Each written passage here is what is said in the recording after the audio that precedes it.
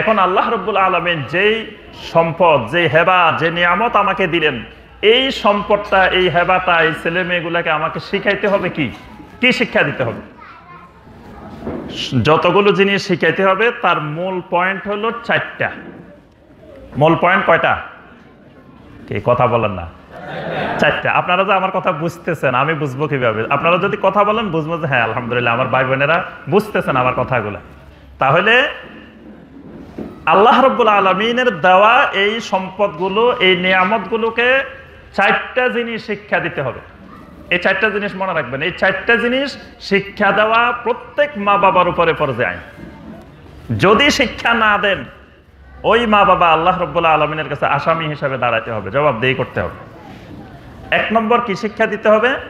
1 নম্বরে শিক্ষাটা দিতে হবে আল্লাহ রাব্বুল আলামিনের তাওহীদ, আল্লাহ রাব্বুল আলামিনের একত্ববাদ শিক্ষা দিতে হবে। এই শিক্ষাটা যেই মা বাবা দিবেন না, তিনি আল্লাহর কাছে আসামি হবেন যদি তাওহীদ শিক্ষা না দেন। আল্লাহ পাক কোরআনে কারীমের মধ্যে এই ব্যাপারে অসংখ্য আয়াতে নির্দেশনা দিয়েছেন। আল্লাহ পাক সূরা মুহাম্মাদের 19 নম্বর আয়াতে বলছেন, ফাআলাম আন্নাহু লা ইলাহা ইল্লাল্লাহ। লা ইলাহা ইল্লাল্লাহর ইলম অর্জন করো, লা ইলাহা ইল্লাল্লাহ শিখো, মানে তাওহীদ শিখো, আল্লাহর একত্ববাদ শিখো।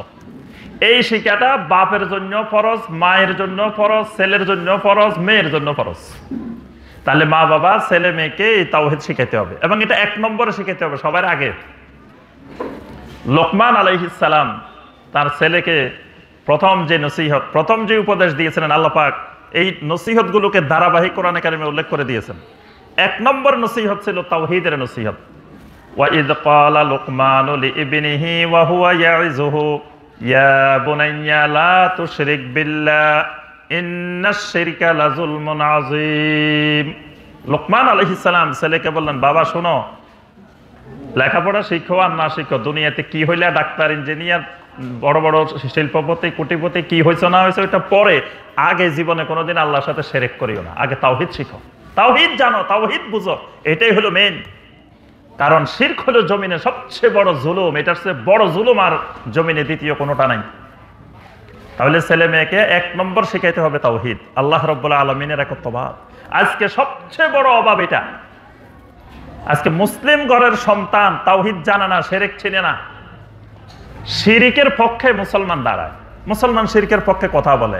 আরো মারাত্মক, মাদ্রাসায় পড়ে, হাফেজ হয়ে, তাও শিরক চিনে না, তাও শিরকের পক্ষে কোরআন সুন্নাহর বিকৃতি করে, শিরকের পক্ষে কথা বলে। কারণ কি? যেই তাওহীদের জ্ঞান দেওয়া ফরজ ছিল মা বাবার উপরে, ওই মা বাবা তাকে তাওহীদের জ্ঞান দেয় নাই, তাওহীদের ইলম শিখায় নাই, শিরক স্পষ্ট করে নাই, সুন্নাত বেদাত স্পষ্ট করে নাই।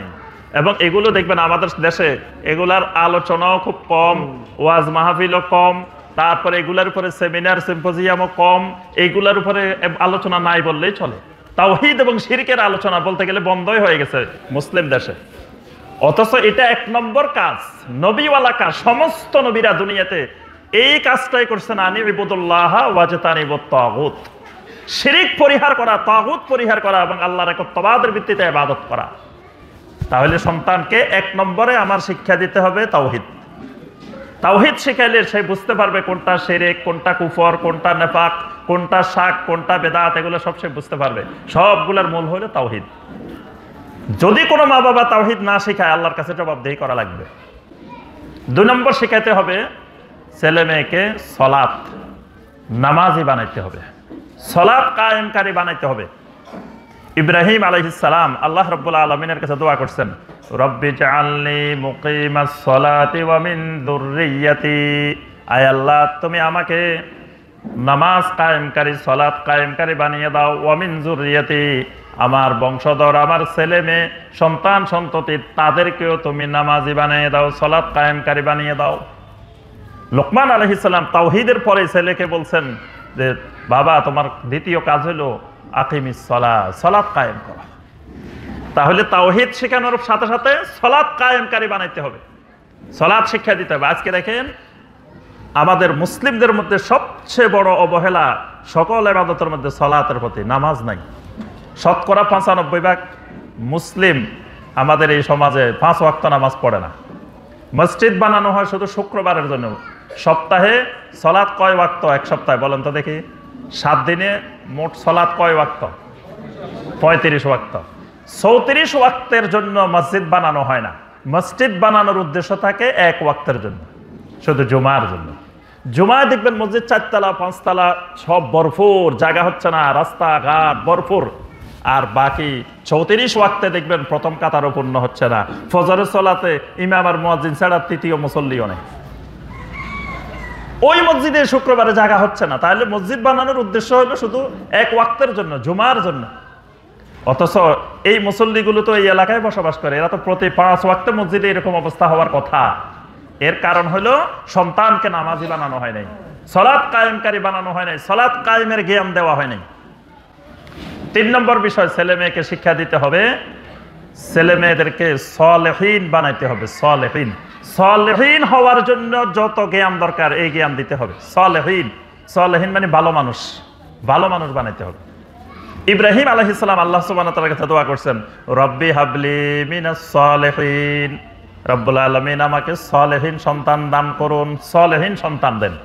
সালেহীন মানে দিনদার, নেককার, সুসন্তান, আদর্শ সন্তান দান করুন। জাকারিয়া আলাইহিস সালাম আল্লাহর কাছে দোয়া করছেন, হুনালিকা দাআ জাকারিয়া রাব্বাহু ক্বালা রাব্বি হাবলি মিন লাদুনকা যুররিয়াতান তাইয়্যিবা। হে আল্লাহ, আমাকে আপনি যুররিয়াতান তাইয়্যিবা, পবিত্র সন্তান, নেককার সন্তান, সুসন্তান দান করুন। আল্লাহ রাব্বুল আলামিন আল্লাহর কাছে দোয়া করার জন্য শিখাইছেন। সূরা আল ফুরকানের 74 নম্বর আয়াত, রব্বানা হাবলানা মিন আজওয়াজিনা ওয়া যুররিয়াতিনা কুররাতা আয়ুনিন ওয়াজআলনা লিল মুত্তাকিনা ইমামা। আল্লাহ, আমাকে, আমার স্ত্রী, সন্তান সবাইকে আমার জন্য চক্ষু শীতলকারী বানিয়ে দাও, আদর্শ সন্তান, সুসন্তান বানিয়ে দাও। নবী সাল্লাল্লাহু আলাইহি সাল্লাম বলেন, মানুষ মারা যাওয়ার পরে সব আমল বন্ধ হয়ে যায়, 3টা আমল চালু থাকে। 3টার মধ্যে 1 নম্বর একটা হলো ওয়ালাদিন সালেহিন ইয়াদউ লাহু, সালেহ সন্তান, সালেহীন সন্তান মা বাবার জন্য দোয়া করে। তাহলে 3 নম্বর কাজ, ছেলেকে সালেহীন বানাইতে হবে। সালেহীন হওয়ার জন্য যে জ্ঞান দরকার সেই জ্ঞান, সেই পরিবেশ, সেই শিক্ষা দিতে হবে। 4 নম্বর, ছেলে মেয়েকে শিখাইতে হবে আমি মারা যাওয়ার পরে আমার জন্য যেন কিছু করতে পারে, তবে সেই করাটা যেন বেদাতি পদ্ধতির করা না হয়, সুন্নত পদ্ধতিতে আমার জন্য কিছু করতে পারে। সুন্নত পদ্ধতিতে আমার জন্য কি করবে? ওয়াকুর রাব্বিরহামহুমা কামা রাব্বায়ানি সগীরা। আমার জন্য আল্লাহর কাছে দোয়া করবে, রাব্বিরহামহুমা কামা রাব্বায়ানি সগীরা। আমি মারা গেলাম, আমার জানাজায় ছেলে ইমামতি করবে। আজকে আমরা এমন জানাজা পড়ি যে জানাজা সূরা আল ফাতিহা পড়া হয় না, বরং ওযু সহকারে জানাজা হয় কিনা এটাও সন্দেহ আছে। মানে আমার জানাজা পড়া হচ্ছে, যিনি পড়াচ্ছেন ওযু সহকারে পড়তেছেন কিনা এটাও সন্দেহ আছে। কারণ হলো উনার মাসালায় উনি বলতে চাচ্ছেন যে জানাজার নামাজে ওযু ছাড়াও তায়াম্মুম করিও অংশগ্রহণ করা যায়। তাহলে উনি তো হয়তো ওযু না করিও আমার জানাজা পড়া দিতে পারে। আমরা ছোটবেলা আমাদের শিক্ষকের কাছে এক গল্প শুনছিলাম যে একজন এক হুজুর এক জানাজা গেছে, তো জানাজা যাওয়ার পরে হুজুরকে সবাই হাদিয়া দেয় 100 টাকা। ওই জানাজার যে জানাজা পড়েছে হুজুরের হাদিয়া দিচ্ছে 10 টাকা। এখন হুজুরের ছাত্ররা বলতেছে, হুজুর আপনাকে তো কি অপমান করলো, দেখেন যে এত কষ্ট করে জানাজা পড়াইলেন, মাত্র 10 টাকা হাদিয়া দিছে, লোকটা তো আপনারা খুব ঠকাই দিছে। তো হুজুর বলতেছে, আমি কি ঠকানি দিছি সে তো বুঝে নাই, আমি তা ওযু ছাড়াই জানাজা পড়াই দিছি, সেটা আমার ঠকানি তো ধরতে পারে না, আমি কি ঠকানি দিছি। তাহলে আমার জানাজাতে হবে জানাজাটা ওযু সহকারে পড়াইতেছে কিনা, আমার জানাজা সূরা আল ফাতিহা পড়তেছে কিনা। কারণ আমাদের বাংলাদেশে সূরা আল ফাতিহা ছাড়াও জানাজা হয়, সূরা আল ফাতিহা পড়া লাগে না। আর যদি আমার ছেলে পড়ায়, আমার সন্তান পড়ায়, আমার সন্তান আমার জন্য ওযুবিহীন কোনোদিন জানাজা পড়াবে না। আমার সন্তান যদি জানাজা পড়ায় সূরা আল ফাতিহা ছাড়া, আমার সন্তান আমার জানাজা পড়াবে না। আমার সন্তান যদি আমার জন্য জানাজা পড়ায়, তো শুধু ওই একটা দোয়া পড়বে না জানাজার মধ্যে, একটা দোয়া শুধু আমাদের দেশে পড়া হয়। কোনটা বলেন তো দেখি? লিহাইয়িনা ওয়া মাইয়িতিনা ওয়া শাহিদিনা ওয়া গায়িবিনা, শুধু এটাই। অথচ এর থেকে আরো কত গুরুত্বপূর্ণ দোয়া আছে হাদিসের মধ্যে। সহিহ মুসলিমের হাদিস, নবী সাল্লাল্লাহু আলাইহি ওয়াসাল্লাম এক জানাজায় ছিলেন, সেই জানাজায় দোয়াটা পড়ছিলেন, যেই সাহাবী বর্ণনা করতেছেন তিনি বলতেছেন এই দোয়াটা শুনে আমরা আকাঙ্ক্ষা করতেছিলাম, আহারে আজকের লাশটা যদি আমি হইতাম। কারণ নবী সাল্লাল্লাহু আলাইহি ওয়াসাল্লাম এত সুন্দর সুন্দর দোয়া করছেন, আল্লাহুম্মা গফির লাহু ওয়ারহামহু ওয়া আফিহি ওয়াফু আনহু ওয়া আকরিম নুজুলাহু ওয়া ওয়াসসি মুদখালাহু। কি সুন্দর লম্বা দোয়া। এবং যারা মসজিদে হারামে মসজিদে নববীতে জানাজা পড়ছেন তারা লক্ষ্য করছেন যে মসজিদে হারাম এবং নববীর সম্মানিত ইমাম যখন জানাজা পড়েন তৃতীয় তাকবীরের পরে অনেকগুলা দোয়া পড়েন, অনেকক্ষণ হয়ে যায় দেখবেন যে সালাম ফিরাচ্ছে না, চতুর্থ তাকবীর দিচ্ছে না অনেক। এবং ওনারা যে দোয়াগুলো পড়েন এগুলো কিন্তু একটু একটু আওয়াজ শোনা যায়, বোঝা যায় কি পড়তেছেন। এই দোয়াগুলো পড়েন আল্লাহুম্মা গফির লাহু ওয়ারহামহু ওয়া আফিহি ওয়াফু আনহু। এগুলোর অর্থ যদি আপনি বুঝতেন তা আপনি বলতেন যে এই দোয়া না করে আমাকে কেউ দাফন করিও না। এগুলো ছেলে মেয়েদেরকে শিখাইতে হবে যাতে আমার জন্য এই দোয়াগুলো করতে পারে, মৃত্যুর পরে আমার জানাজা ছেলে পড়াইতে পারে, আমার জন্য ছেলে মেয়ে দোয়া করতে পারে। এইটা শিক্ষা দেওয়া মা বাবার উপরে ফরজ।